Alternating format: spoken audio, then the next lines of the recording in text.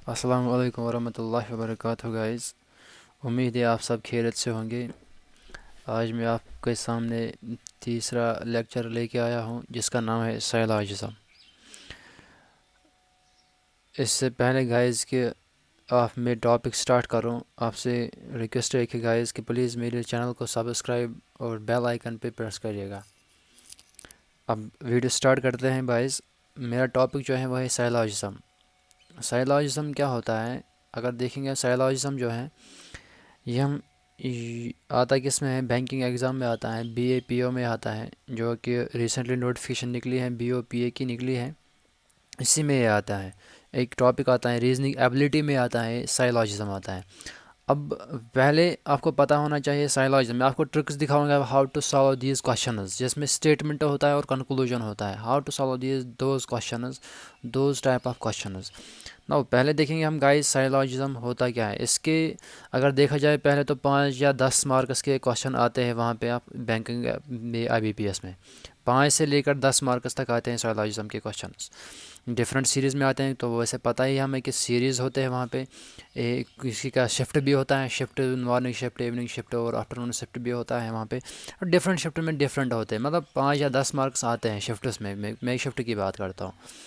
अब साइलॉजिज़म की बात करते हैं गाइस। साइलॉजिज़म क्या होता है? पहले साइलॉजिज़म पढ़ते हैं। साइलॉजिज़म होता है रिलेशनशिप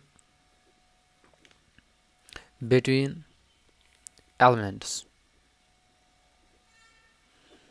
अब रिलेशनशिप पहले साइलॉजिज़म है क्या? साइलॉजिज़म होता है रिलेशनशिप बिटवीन एलिमेंट्स, यानी एलिमेंट्स के दरमियान। यानी कि फॉर एग्जांपल मैं आपको एग्जांपल दूंगा आपको, ऑल A इज़ B। अब यहाँ पे एलिमेंट क्या है? A और B जो है ये एलिमेंट्स हैं, और रिलेशनशिप क्या है इनमें से कि ये बोल रहे हैं ऑल। ऑल जो है ये हमारे पास रिलेशनशिप होती है। बिटवीन एंड भी रिलेशनशिप होती है ये, यानी कि एलिमेंट्स के दरमियान रिलेशनशिप क्या होती है, दैट वी कॉल दैट साइलॉजिज्म। इसको हम कहते हैं साइलॉजिज्म। नाउ साइलॉजिज्म को सॉल्व करने का तरीका क्या होता है? देखो बहुत सारे मेथड्स भी होते हैं, मत most common method is Venn diagram. I think अगर मैथमेटिक्स बैकग्राउंड के हो गए आप तो 11th क्लास में आपने वेन डायग्राम पढ़ा होगा, जिसमें सेट्स में पढ़ा होगा आपने वेन डायग्राम। वेन डायग्राम क्या होता है? जैसे कि मैं बात करूँगा पहले 11th क्लास की, वहाँ पे हमारा एक यूनिवर्सल सेट होता था। यूनिवर्सल सेट में क्या होता है, यू लेते हैं हम यूनिवर्सल सेट। तो वहाँ पे क्या ना, उस यूनिवर्सल सेट में बहुत सारे सेट्स आते हैं, सब सेट्स आते हैं। तो यहाँ पे हम एक एलिमेंट लेते हैं, मतलब कि ये जो यूनिवर्सल सेट है, ये वाला सेट जो है ये किस में आता है? ये यूनिवर्सल सेट में आता है। ये इसी का सबसेट, देखो जैसे कहते हैं हम सबसेट। वैसे ही यही वेन डायग्राम हम यहाँ पर यूज़ करेंगे, इसको कहते हैं वेन डायग्राम, या डायग्रामेटिकल रिप्रेजेंटेशन दिखाएंगे हम इस साइलॉजिज्म का। कैसे डायग्रामेटिकली हम ये सॉल्व करते हैं, साइलॉजिज्म कैसे ट्रिक्स हम सॉल्व करते हैं। देखो मैं आपको यहाँ पे एग्जांपल दिखाऊँ, एग्जांपल के बिना पर ही हम आगे आगे बढ़ेंगे हम गाइस। आप देखिए यहाँ पे क्या है, फॉर एग्जांपल मैं लूँगा आपको, आपके पास पहले, इससे पहले आपके पास रिलेशनशिप क्या आते हैं, यानी क्वेश्चन किस तरीके से आते हैं।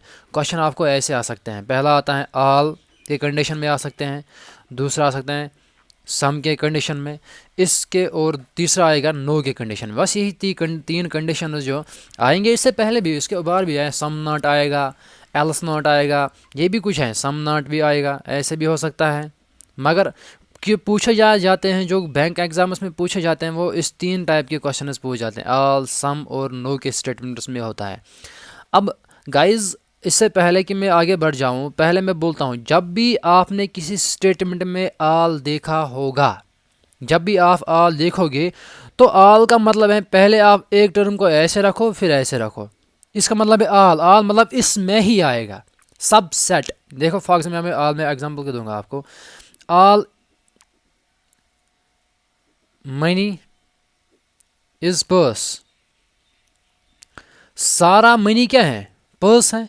अब देखो यहाँ पे गाइस, पहले मैं मनी बनाऊंगा, यह मेरा मनी है, और जो ये मेरा है ये किस में आएगा? पर्स में। अब ये वाला जो है ये है पर्स, अब ये वाला जो है ये क्या है? मनी।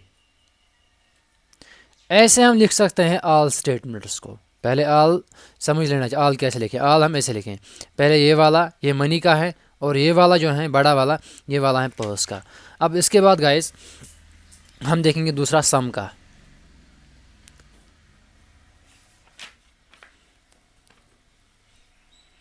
अब सम जब आएगा ऐसे में दूंगा आपको सम, सम का ऐसे भी लिखना है।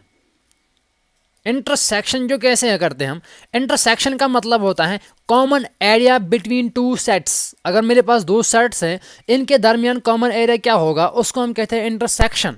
दैट इज़ ये वाला हमारा जो है ये इंटरसेक्शन हमारा है। यहाँ पे यही सम जो है इंटरसेक्शन डिनोट करता है। आपको मैं दूंगा यहाँ पे एग्जांपल, एक एग्जांपल, सम बुक्स और पेपर्स। कुछ बुक्स जो हैं वो पेपर्स भी होते हैं। जैसे कि पहले मैं बना हुआ बुक्स, ये बुक्स हमारे पास हैं, और कुछ बुक्स जो हैं वो पेपर्स भी हैं, मतलब इंटरसेक्शन है, ये वाला पेपर है हमारा। ऐसे हम करते हैं सम स्टेटमेंट को डिफाइन, यानी कुछ बुक्स जो हैं वो पेपर्स हैं, इसका मतलब अपोजिट भी देख सकते हैं हम, कुछ पेपर बुक्स भी है कि नहीं। देखो यहाँ ये वाला जो पोर्शन है यहाँ पे, ये वाला कॉमन पोर्शन है, वो कुछ बुक्स हमें पेपर्स भी है। अब तीसरा होता है नो का। नो का जो होता है यानी कि नो इंटरसेक्शन पॉइंट, उसके कॉमन ही कुछ नहीं है। नो का मतलब है ना इसमें है ना उसमें है, ना इसमें कुछ कॉमन ना उसमें कुछ कॉमन है। ऐसे में नो बुक इज पेपर। अब no book is paper is, ये हमारा बुक का ये डायग्रामेटिकल रिप्रेजेंटेशन है, और ये हमारा पेपर का डायग्रामेटिकल रिप्रेजेंटेशन है। नो बुक इज पेपर, कोई पेपर बुक नहीं है, या कोई बुक पेपर ही नहीं है। That is doesn't exist any relationship between these two elements, book and a paper. That is no, relationship is no. Now हम guys, आपको उम्मीद है आपको ये तीन मेथड समझ आए होंगे। अब वीडियो छोटे छोटे बनाने पड़ते हैं, क्योंकि आपको पता ही है कश्मीर में कैसा हाल है, हाल कैसा है यहाँ पे, नेट 2G चल रहा है यहाँ पे। दैट इज़ वाई कि छोटे छोटे वीडियो बनाने पड़ते हैं। अब मैं गाइस इसी का सेकंड लेक्चर लाता हूँ, जिसमें मैं हम कुछ क्वेश्चंस करेंगे, कुछ स्टेटमेंट्स और कुछ कंक्लूजन, और कंक्लूजन को डायमेट्रिकल रिप्रेजेंटेशन हम बनाएंगे। उसी के बिना पर गाइस हम